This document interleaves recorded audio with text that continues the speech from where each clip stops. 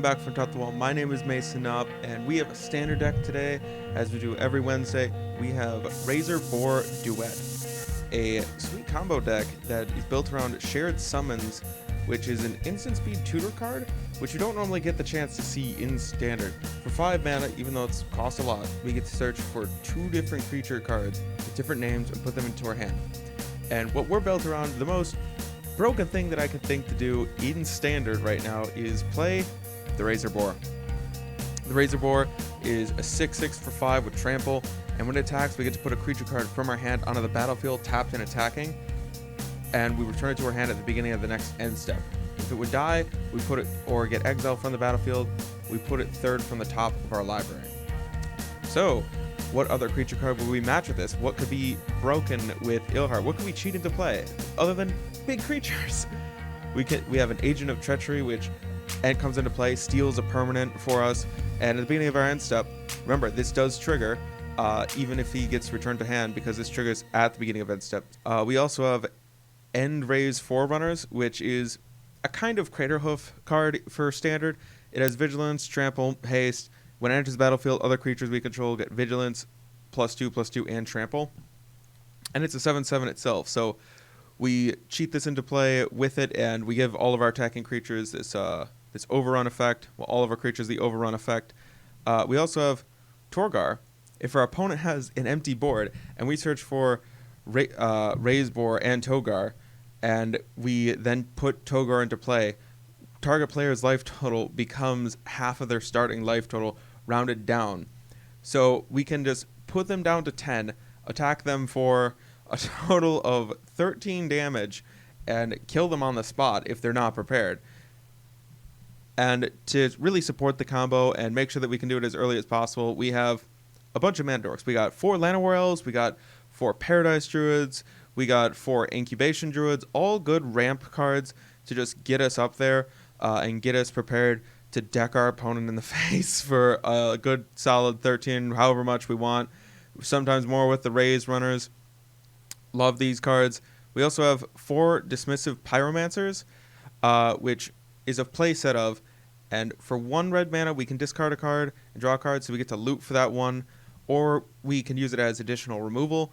We can tap and sacrifice it, deal 4 to target creature. We also got Plockaworm. Plockaworm is one of the other cards that we can tutor for with our shared summons, but isn't the best thing for us to be doing. There are better options, but I felt like it's still a strong enough inclusion to just go ahead and throw it into the deck. I felt like it would be better there than anywhere else.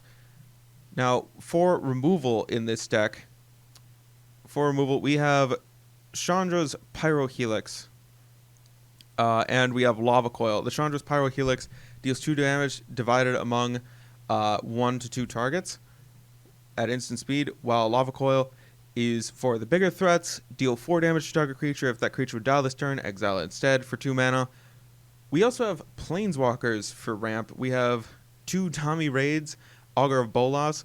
It gives a small anthem effect to our creatures' front ends, and it helps prevent our creatures from being countered by producing mana and preventing our creatures from being countered that turn, and allows our creatures to fight so we can pick things off. While Dami Chaosbringer, the 4 of, actually is even better than the first Dami raid. This one for 4 mana comes with 5 loyalty, and we can plus him to get a red or green mana. If the mana was spent on a creature spell, it gains Riot. So Riot says that creature either comes with a +1/+1 counter, or it gains haste until end of turn when it enters the battlefield. So we can put Dami Raid on the battlefield the next turn. Typically, we'll use him to cast Ilhardt. Ilhardt comes onto the battlefield immediately with haste, attacks, and we immediately get them in even earlier with some of our big, crazy creatures. Now, onto the mana base. The mana base is just 9 forest, 4 mountains, 4 Rootbound Krieg, 4 Stomping Grounds, none of the sideboard. The thing that we're afraid of in standard right now, the thing that we'd like to really fight, is probably the control decks, like the Esper control decks, which is why we have Veil of Summer to help fight some of the removal cards. We have a full play set to give our things hexproof and to let us draw a card if they've cast a spell this turn, just in response for 1 green mana that gets them for a 1/1, and we draw a card, so technically 2/1 for just 1 green mana. Pretty strong. We also have Sorcerer's Spyglass to fight their planeswalkers, but can also be used for other things.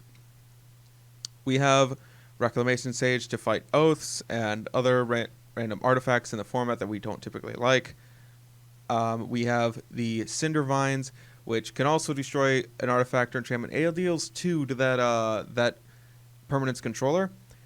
Whenever an opponent casts a non-creature spell, it deals 1 damage to that player.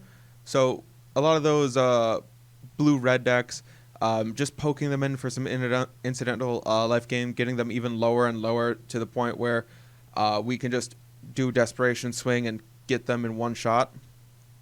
Now, for burn, we have Deathguard Scavenger.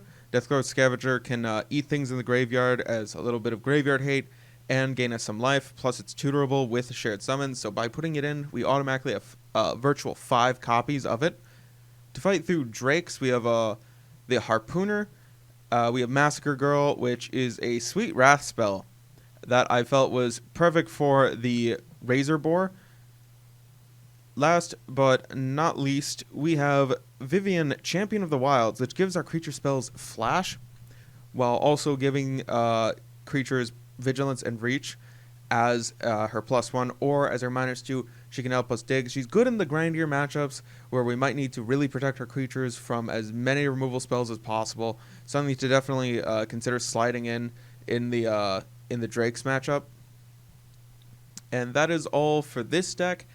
Let me know if you'd like to see me build anything else, or you want to see a build around made, or you have a particular idea for a deck but don't know how to make it happen, or need some advice or something.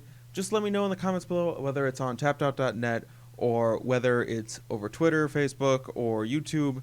Go ahead, hit me up online, and come on in for that face touch.